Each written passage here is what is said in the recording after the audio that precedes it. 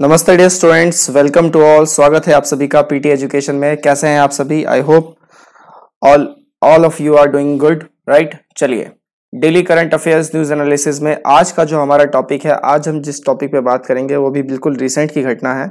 मैं आपको news clip भी दिखाऊंगा, न्यूज आर्टिकल दिखाऊंगा मैं कि क्या घटना घटी है। तो आज का जो हमारा टॉपिक है वो है चीफ इलेक्शन कमिश्नर, राइट। तो भारत के जो चीफ इलेक्शन कमिश्नर है उनके ऊपर हम आज बातचीत करेंगे। रेलिवेंट है आपका जीएस पेपर 2 से। एंड अगर वैसे बात करें तो elections, constitutional bodies, policies and governance के तहत ये आता है। ये सिलेबस का एक छोटा सा पार्ट है जो मैं यहाँ पे हमेशा लिखता हूँ, राइट। ये आपके सिलेबस का पार्ट है। अगर आपके पास सिलेबस होगा तो उसमें ये सारा कुछ कवर अप हम रखते हैं। चलिए, ये वो न्यूज आर्टिकल है जिसे आप पढ़ सकते हैं कि Chandra, Sushil Chandra, right, appointed chief election commissioner, he set to assume charge today. तो 13 अप्रैल के द हिंदू के संस्करण में ये खबर आई, तो मैंने सोचा क्यों नहीं आपके ऊपर इनके ऊपर एक जो है वो बना दिया जाए, राइट। चलिए, तो इन पे आज हम बातचीत करेंगे कि Mr Chandra took office as an election commissioner on February 15, 2019 after retiring as the chairman of CBDT यानी कि central board of direct taxes. A 1980 batch Indian Revenue Service officer, Mr. Chandra had worked in the areas of international taxation and investigation. तो काफी मतलब heavy profile है इनका, इस वजह से इनको एक बहुत भारी जिम्मेदारी नियुक्त की गई है। चलिए, अगर हम बात करें इलेक्शंस के ऊपर, इलेक्शन कमीशंस ऑफ इंडिया या इलेक्शंस के ऊपर, तो ये जो है भारत के संविधान भाग 15 में और अनुच्छेद 324 से 329 के अंतर्गत आता है। बहुत बार हम इस पे बातचीत कर चुके हैं, आज बिल्कुल एक ब्रीफ करते हुए निकल जाएंगे। आर्टिकल 324 की अगर हम बात करें तो superintendence, direction and control of elections किसके हाथ में है? इलेक्शन कमीशन ऑफ इंडिया के हाथ में है। 325 की बात करें तो किसी भी इंसान के साथ किसी भी तरीके का भेदभाव नहीं हो सकता इलेक्टोरल रोल में on the grounds of religion, caste and sex. 326 की बात करें तो यूनिवर्सल अडल्ट सफरेज यानी कि सभी को वोट देने का जो अधिकार है वो 326 में ही है। Elections to the house of people and legislative assembly of states. 327 की बात करें तो power of parliament to make provision with respect to elections to legislatures. 328 की बात करें तो power of legislature of state to make provision with respect to elections to such legislature. 329 की बात करें तो bar to interference by courts in electoral matters. इसलिए जब भी चुनाव के दौरान कुछ अगर गड़बड़ी होती है तो अपोजिशन पार्टीज या फिर जो रूलिंग पार्टीज होती हैं वो कहाँ जाके शिकायत करती हैं? इलेक्शन कमीशन ऑफ इंडिया में, भारत निर्वाचन आयोग में जाके वो लोग शिकायत करते हैं, ना कि कोर्ट में जाते हैं, क्योंकि आर्टिकल 329 के तहत कोर्ट को इसमें जो है बिल्कुल मना किया गया है कि आप इलेक्टोरल मैटर्स में किसी भी तरीके के डिसीजन नहीं लोगे, हस्तक्षेप नहीं करोगे। ये सारे पॉइंट्स आपको क्लियर होने चाहिए कि 324 से 329 तक है क्या, खासकर 326, क्योंकि 326 काफी बार पूछा जा चुका है और 329 भी, राइट। ये दो आप तो बिल्कुल याद रखेगा ही रखेगा। तो ये हमने थोड़ा सा ब्रीफ एक जानकारी ली संवैधानिक मूल्यों के आधार पर कि संविधान में इसके बारे में कहाँ चर्चा है, किस तरफ है, राइट। चलिए, अब देखते हैं ईसीआई। ईसीआई क्या है? ECI election commission of India is an autonomous constitutional authority responsible for administering union and state election processes in India.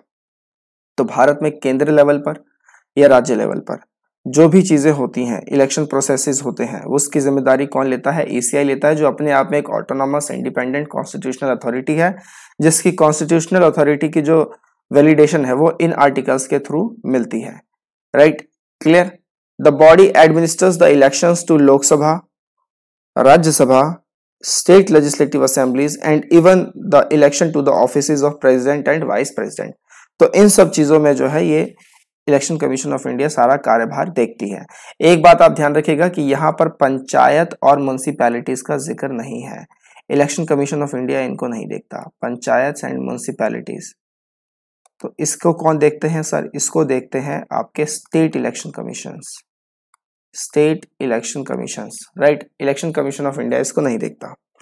इसके बाद election commission shall consist of a chief election commissioner and 2 election commissioners.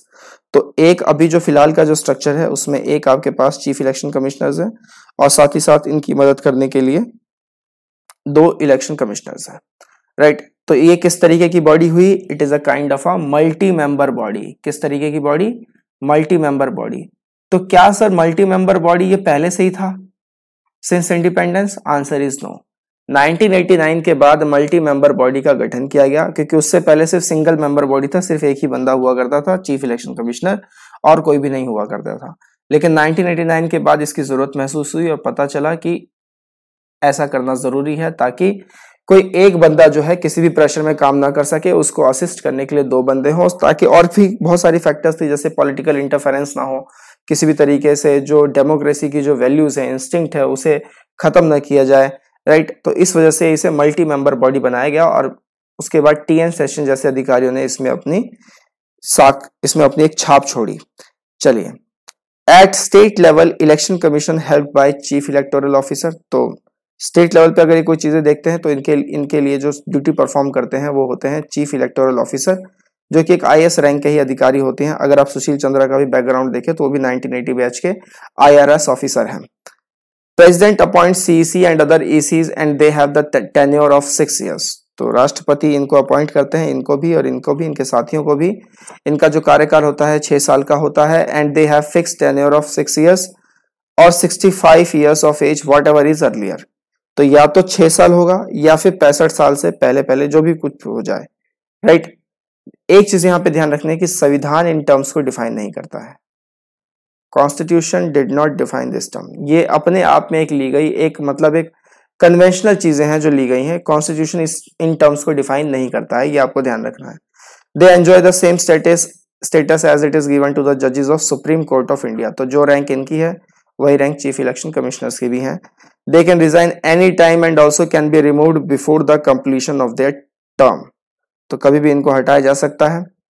जजेस of high court, supreme court and CEC and CAG may be removed from office on the grounds of proved misbehaviour और incapacity, right. अब इनके removal के लिए special majority लगती है, that is 2/3 of members present and voting and supported by more than 50% of total strength.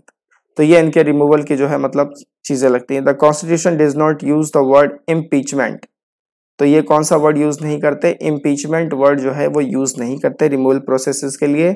Impeachment word सिर्फ और सिर्फ कॉन्स्टिट्यूशन में प्रेसिडेंट के रिमूवल के लिए यूज किया गया है, बाकी किसी के लिए नहीं यूज किया गया, ये आप ध्यान रखिएगा, राइट। इवन आप जुडिशियल एक्ट 1908 भी देखेंगे तो वहां पे भी चीजें मेंशन नहीं है। ECI determine the territorial areas. अब यहाँ से इनके फंक्शन चालू हुए हैं, जैसे कि ये इनका एडमिनिस्ट्रेटिव फंक्शन है कि जो इलेक्शन कमीशन ऑफ इंडिया है टेरिटोरियल एरियाज डिफाइन करते हैं कि कौन सी कॉन्स्टिट्यूएंसी कितनी होगी, कितनी बड़ी होगी, on the basis of delimitation act of parliament. जो अगला डिलिमिटेशन कमीशन आ रहा है 2026 में आ रहा है, जिसके बाद फिर कॉन्स्टिट्यूएंसीज का फिर से गठन किया जाएगा, राइट, या एक तरीके से कह लीजिए पुनर्गठन किया जाएगा। तो इलेक्शन कमीशन ऑफ इंडिया के ये एक जो है एडमिनिस्ट्रेटिव रोल्स हैं। उसके बाद they grant recognition to political parties and also allot election symbols to them, again a kind of administrative role of election commission of India, right. चलिए और कुछ बातें यहां से कि ECI periodically revise electoral rolls and register all eligible voters. ECI creates a level playing field for all political parties through model code of conduct, आचार संहिता जिसे कहते हैं। ECI has the advisory jurisdiction in the matters of post-election disqualification of sitting members of parliament and state legislature, right।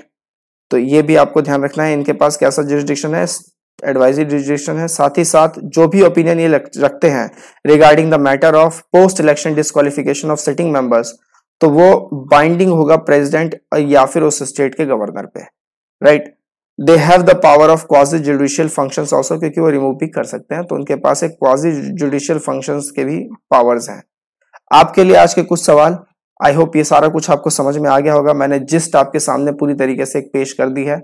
आपके लिए पहला सवाल कि जो इलेक्शन कमीशन ऑफ इंडिया है उसका गठन कब हुआ था?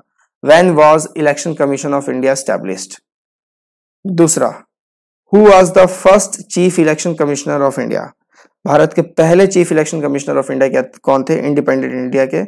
Third, Who is the first female chief election commissioner of India? Bharat की पहली महिला चीफ इलेक्शन कमिश्नर कौन थी? तीनों सवालों के जवाब जरूर दीजिएगा। बहुत अच्छे सवाल हैं, बहुत बार पूछे गए हैं। इलेक्शन कमीशन ऑफ इंडिया में बहुत दिनों के बाद एक थोड़ी बहुत उथल पुथल हुई है, तो आसार पूरे हैं कि आने वाले जो आगामी जो एग्जाम्स उनमें ये सवाल जरूर पूछे जाएं। चलिए देखते हैं अपना आज का क्विज, 11वां क्विज था ये हमारा आज का। Consider the following statements regarding the chief election commissioner of India. तो chief election commissioner of India के रिगार्डिंग जो है हमें क्या करना है, ये बताना है कि कौन सा स्टेटमेंट, कौन सा कथन सही है। पहला, chief election commissioner is appointed by president, क्या ये कथन सही है? दूसरा, constitution define the term of chief election commissioner. तीसरा, first chief election commissioner of independent India was T N. Seshan. तीनों स्टेटमेंट आपको दे दिए गए हैं, कौन सा स्टेटमेंट सही है पूछा जा रहा है। पहला ऑप्शन कि पहले दो सही हैं, लास्ट के दो सही हैं, पहला और तीसरा सही है, या फिर तीनों सही हैं।